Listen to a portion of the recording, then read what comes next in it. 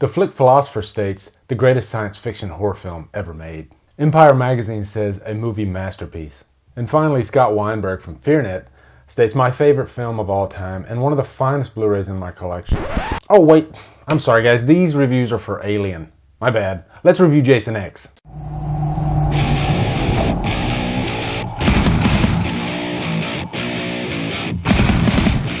Jason X stars really stupid people in space, Kane Hodder, and is directed by the late James Isaac.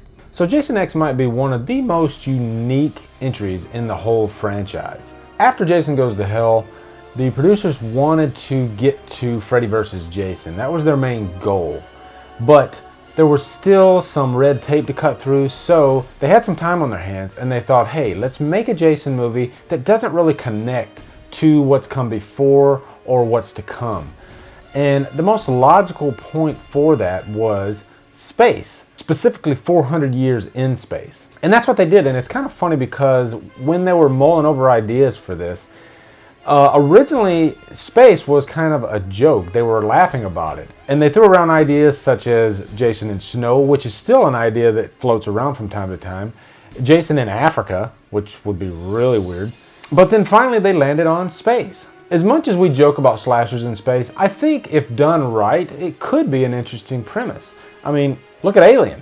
But unfortunately, it seems like the filmmakers didn't really have a 100% game plan for this movie. It seems like this was just a means to an end, and that end being Freddy vs. Jason. And also, they had a really limited budget to work with. But first, let's get into the story of Jason X. At the beginning of this movie, an FBI agent named Rowan, played by Lexa Doug, is in charge of facilitating the cryogenic transfer of Jason. She's basically going to freeze him to keep the general public safe from Jason. But some government agents led by David Cronenberg want to harness the power of Jason. They want to study his abilities to regenerate and to possibly use that for soldiers on the battlefield. And this is a concept that we've seen time and time again with government agents wanting to harness the power of whatever entity there is.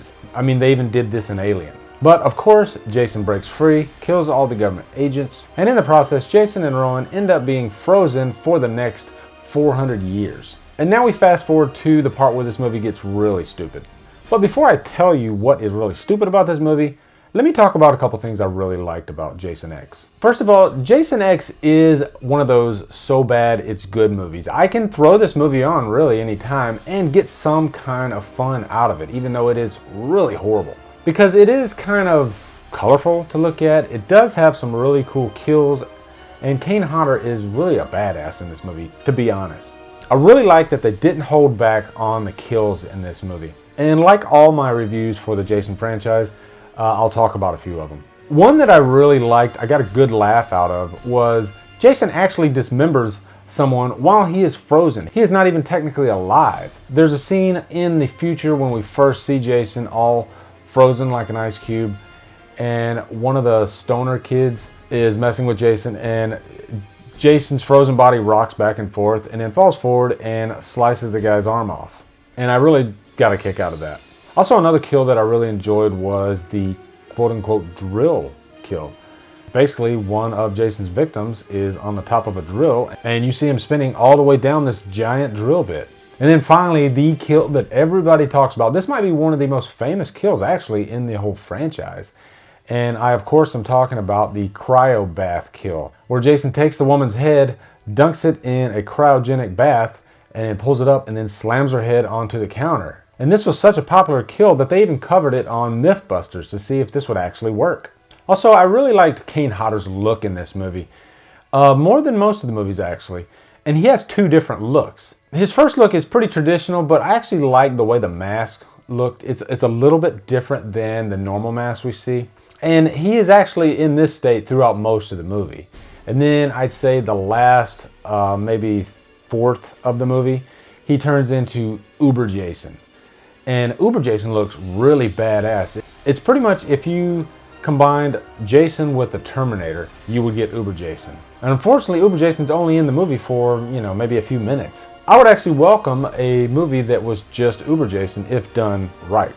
Okay, now let's get down to the bad of Jason X. I think one of the biggest problems is this movie is a product of its environment. At the time, a lot of studios were playing around with CGI technology, but unfortunately the budget wasn't that great for this movie, and they really overused the CGI in this movie.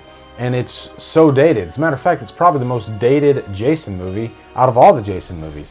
That's why I've always liked real locations for filming movies.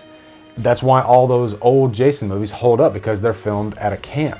And I just think practical effects just hold up better for some reason. Also, I thought the look of this movie is just way too colorful. It's way too neon looking. I actually like the opening scene much better. The lighting, the cinematography in that scene, I thought was much more interesting looking. And I know I've brought up the movie Alien a couple times in this review.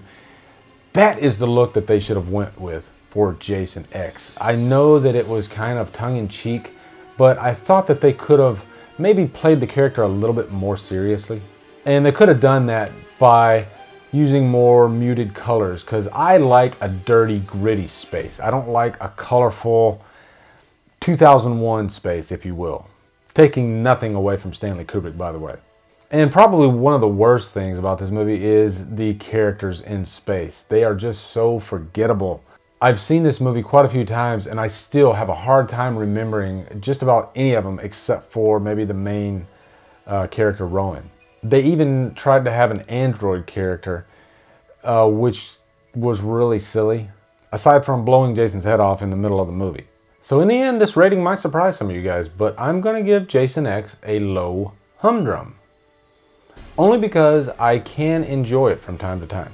So guys, that is my review for Jason X. What are your thoughts on this one? I've actually talked to some people online that love Jason X.